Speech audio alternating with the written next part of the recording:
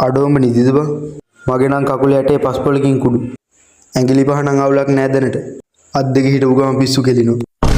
අතපය හතර පිස්සු කෙලනවා නම් නිදාගන්න මගුල කියවන්න. දඟලනවා බං මොකද කරන්නේ? හැබැයි නැගිටලා આવොත් නම් කඩනවා තෝගේ අඬු ටික.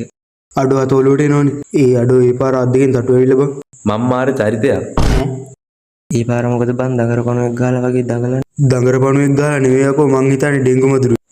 කියලා මලියයිනේ. ඇයි බං බය වෙලා වගේ?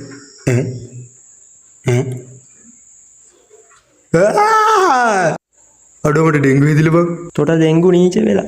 හෙලෝ 9910. මේ පුතේ මාව මරන්න එපා. ඒ ලොක්ක බය වෙලා ඉන්නේ මොකක් හරි කරපන්. මම මොනා කරන්නද? ලලා ලලා ලලා ලලා මල මගුලේ ලොක්ක වැටුණා. මං හිතන්නේ ලොක්ක වලකජ්ජ ගෙව්වා. වරෙන් පැන ගන්න මං ජනේලේ අරින්නම්. යකෝ ඇයි ජනේලෙට ඇරියේ? උඹ ඕන මගුලක් කරගෙන මං පායිනා මෙතනින්.